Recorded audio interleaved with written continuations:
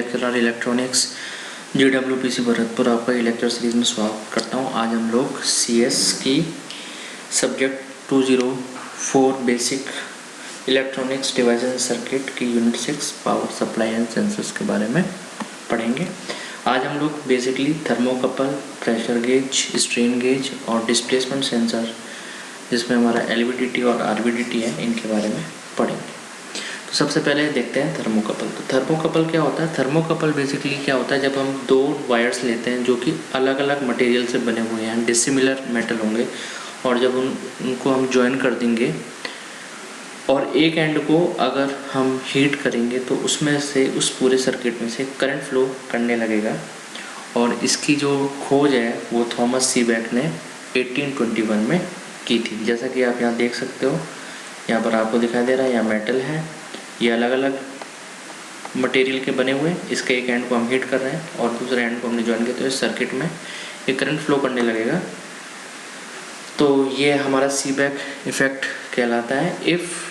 अगर हम इस सर्किट को बीच में से ब्रोक कर दें तो उस जगह पे जो ओपन सर्किट वोल्टेज होगी, जिसे हम सीबेक वोल्टेज भी कहते हैं, वो टेम्परेचर का, यानी कि टेम्परेचर पर डिपेंड करेगी और साथ ही साथ डिपेंड करेगी कि जो हमने जो वायर लिए हैं वो किस मटेरियल के बने हुए हैं, इस पर भी डिपेंड करेगी वो वोल्टेज।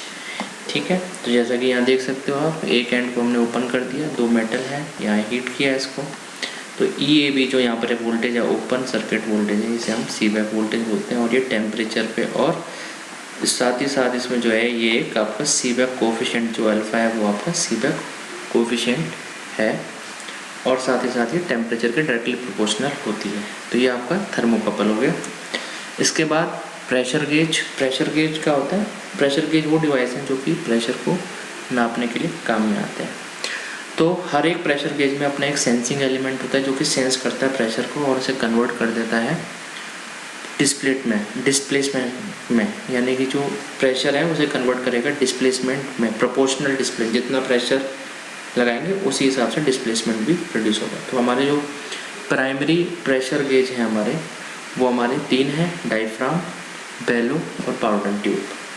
ठीक है, तो इसमें जैसे कि आप देख सकते हैं, ये मैंने अलग अलग दिखाया आपको। ये बेलो है, ये डायफ्राम है और ये पाउडर ट्यूब है। इसमें आप यहाँ से देख सकते हैं, यहाँ से प्रेशर लगाया जा रहा है और ये प्रेशर जब इस पास, तो ये डिस्प्लेसमेंट प्रोड्यूस करेगा और उस डिस्प्लेसमेंट को जो है आपका सेकेंडरी जो इसके साथ ट्रांसड्यूसर लगा होगा वो उसको सेंस करेगा। तो ये जो बेसिकली बने होते हैं फॉस्फर ब्रोन्स या स्टेनलेस स्टील के बने हुए होते हैं, और जो आउटपुट होता है, यानी कि ये आउटपुट जो डिस्प्लेसमेंट है वो इसका आउटपुट होगा।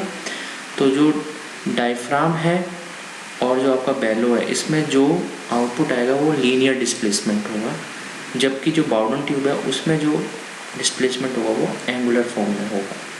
ठीक है, और जो ये डिस्प्लेसमेंट कॉज हुआ है इसको सेकेंडरी ट्रांसड्यूसर, जैसे मैंने बताया था, वो इसको कन्वर्ट करेगा इलेक्ट्रिकल सिग्नल में।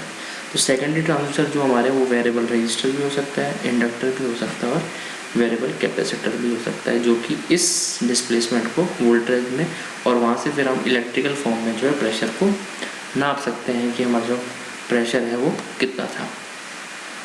उसके बाद आपका आता है स्ट्रेन गेज। स्ट्रेन गेज क्या होता है? स्ट्रेन गेज बेसिकली क्या होता है, डिफाइन करते हैं हम इसको, एक रेशियो होता है। ये बच्चों रेशियो है, ये गलती से इसमें एन लग गया है।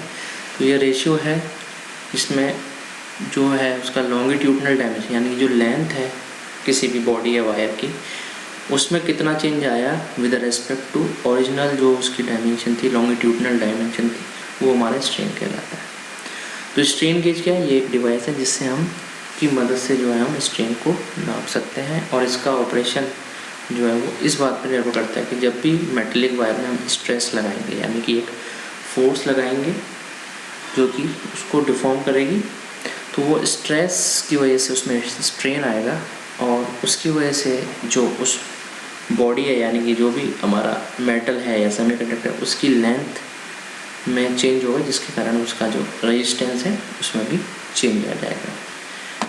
तो बेसिकली स्ट्रेन गेज का जो फॉर्मूला है, मैथमेटिकली जो चेंज हुआ रेजिस्टेंस में upon original is equals to K change in length upon, तो K यहाँ पर प्रोपोर्शनली कांस्टेंट है हमारा, जिसे हम गेज फैक्टर भी बोलते हैं।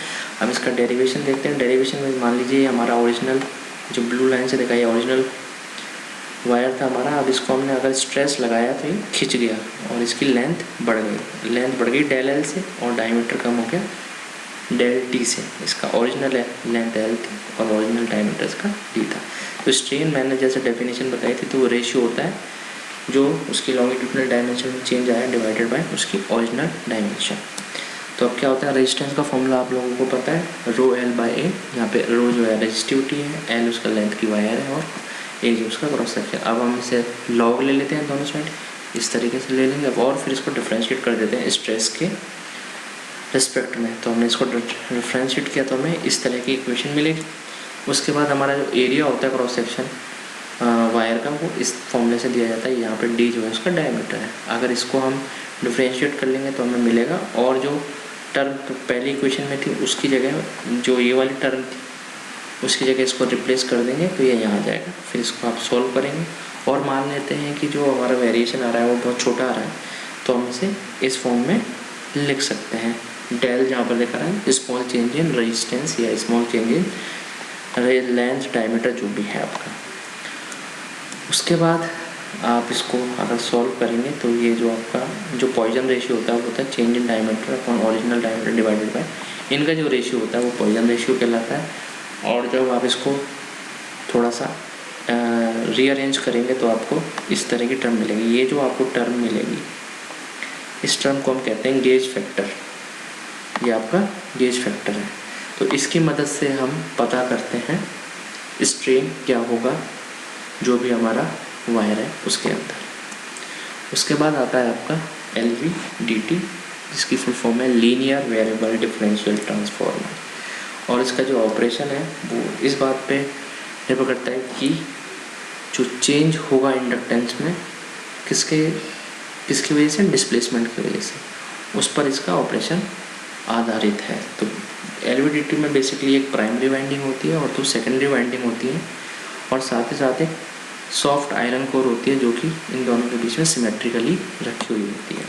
तो ये बेसिकली डायग्राम है, इसमें आप देख सकते हो ये प्राइमरी वाइंडिंग है, इसमें दो आपकी सेकेंडरी वाइंडिंग है और ये आयरन कोर इसके बीच में रखी हुई है। ठीक है, और ये आयरन कोर जो है मूवेबल है, इसको हम आर्म के द्वारा मूव करा सकते हैं।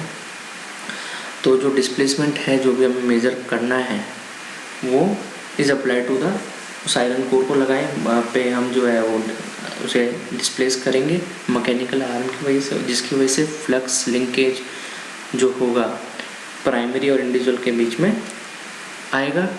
और इसके कारण क्या है कि जो हमारी सेकेंडरी वाइंडिंग है उन दोनों में वोल्टेज जो है इंट्रोड्यूस हो जाएगा। ठीक है ना, और वो दोनों की दोनों जो वाइंडिंग है हमारी वो सीरीज ऑपोजिशन मेथडोलॉजी में लगी है ताकि हमें डिफरेंशियल वोल्टेज मिल सके। ठीक, तो जैसे अब आप डायग्राम देखें तो जैसे इसमें देखिएगा कि अभी नल पोजीशन, अगर बीच में है तो नल पोजीशन है, इस टाइम पे दोनों में जो भी वोल्टेज होगा वो बराबर होगा और डिस्प्लेसमेंट उस टाइम पे जो वोल्टेज होगा वो जीरो निकल के आएगा। लेकिन जैसे ही अगर मैं इसको ऊपर की तरफ खिसकाता हूँ तो मान लीजिए इसमें वोल्टेज ज़्यादा जनरेट होगा, तो यहाँ पर जो है आपको पॉजिटिव वोल्टेज मिलेगी। साथ ही साथ अगर मैं इसको नीचे करता हूँ तो जो लिंकेज होगा फ्लक्स का वो S2 के साथ ज़्यादा हो जाएगा। अगर मैं इसको नीचे की तरफ, तो ये जो आउटपुट वोल्टेज आएगा वो नेगेटिव निकल के आ जाएगा। तो इस तरीके से आप डिस्प्लेसमेंट पता कर सकते हैं, नेगेटिव है या पॉजिटिव है। तो ये देखिए आप उसका ग्राफ देख सकते हैं, यहाँ पर जो मैं बता रहा था ये आपका पॉजिटिव डिस्प्लेसमेंट है, लीनियर होता है, लीनियर इसलिए इसका नाम लीनियर वेरिएबल है, आपने अभी देखा जैसे कि। और इसी तरीके से नेगेटिव डिस्प्लेसमेंट अगर इधर हो रहा है तो वो आप इधर से देख सकते हो, लीनियर रेंज है। ये आउटपुट वोल्टेज हमें LVDT से जो मिलता है वो ये है आपका। उसके बाद इसके कुछ एडवांटेज हैं, जैसे कि हाई डिग्री ऑफ लीनियरिटी, इसमें लीनियरिटी बहुत हाई डिग्री की मिलती है। हल्का सा भी आप जो है डिस्प्लेसमेंट करेंगे उसके हिसाब से आपको उसके कॉरेस्पॉन्डिंग जो भी डिस्प्लेसमेंट होगी वो आपको शो हो जाएगी आउटपुट में। फ्रिक्शनलेस डिवाइस है क्योंकि फिजिकल कांटेक्ट नहीं है कोर और वाइंडिंग के बीच में। इलेक्ट्रिकल आइसोलेशन होता है इनपुट वोल्टेज और आउटपुट वोल्टेज के बीच में, और साथ ही साथ ये बहुत सेंसिटिव है। आप सेंसिटिव का मतलब ये है कि हल्का सा भी अगर आपने चेंज किया इनपुट में तो आउटपुट भी आपको उसकी कॉरेस्पॉन्डिंग आपको चेंज दिखा देगा। उसी तरीके से हमारा एक और सेंसर है जिसकी मदद से हम डिस्प्लेसमेंट को मेज़र कर सकते हैं, इसे हम बोलते हैं rotary variable differential transformer, RVDT। अब इसमें क्या होता है कि ये भी एक मैकेनिकल ट्रांसड्यूसर है जिसमें हमें वेरिएबल AC आउटपुट मिलता है जो कि लीनियरली प्रोपोर्शनल होता है किसके एंगुलर डिस्प्लेसमेंट में। वो LVDT में क्या था, लीनियर डिस्प्लेसमेंट के था, इसमें क्या है एंगुलर डिस्प्लेसमेंट, बस यही दोनों में अंतर है। बेसिकली ये एंगुलर डिस्प्लेसमेंट को जो है के प्रोपोर्शनल होगा इसमें जो भी आउटपुट वोल्टेज आएगा। तो ये बेसिकली RVDT का क्या काम है, ये एंगुलर डिस्प्लेसमेंट को डिटेक्ट करता है और उसे इलेक्ट्रिकल सिग्नल में कन्वर्ट करके हमें बता देता है कि कितना डिस्प्लेसमेंट हुआ। तो ये बिल्कुल वैसा ही सर्किट है, बस इसमें चेंज ये है कि जो इसकी कोर है वो कैम शेप की होगी और इसमें शेप लगा है जिससे हम इसको रोटेट कराएंगे, ठीक है ना, इसे एंटी क्लॉकवाइज या क्लॉकवाइज रोटेट कराएंगे। इसमें भी प्राइमरी वाइंडिंग है और इसमें 2 सेकेंडरी वाइंडिंग है।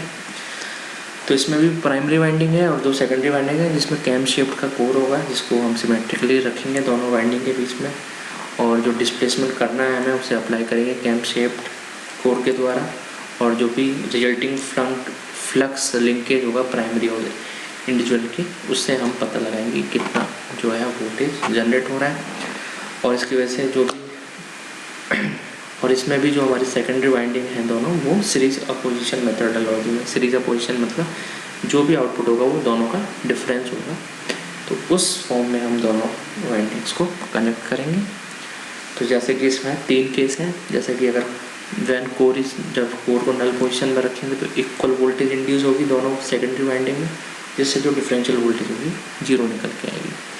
जब कोर को हम क्लॉकवाइज डायरेक्शन में रोटेट कराएंगे तो जो S0 वाली हमारी वाइंडिंग है उसमें फ्लक्स का लिंकेज ज़्यादा होगा, जिसके कारण उसमें ज़्यादा वोल्टेज इंड्यूस होगी इन कंपैरिजन टू S1, और हमारा जो डिफरेंशियल वोल्टेज आएगा वो पॉजिटिव निकल के आएगा। और जब कोर को हम एंटी क्लॉकवाइज डायरेक्शन में मूव कराएंगे तो जो फ्लक्स लिंकेज होगा वो S1 के साथ ज़्यादा हो जाएगा इन कंपैरिजन टू S0, और जो डिफरेंशियल वोल्टेज निकल के आती है वो हमारी नेगेटिव निकल के आती है। तो इस प्रकार हम जो है एंगुलर डिस्प्लेसमेंट को वोल्टेज की फॉर्म में मेज़र कर सकते हैं RVDT के द्वारा।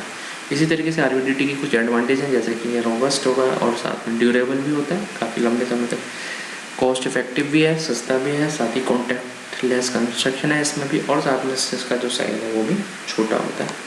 तो बच्चों ये आज हमने अपना यूनिट 6 के बारे में पढ़ा।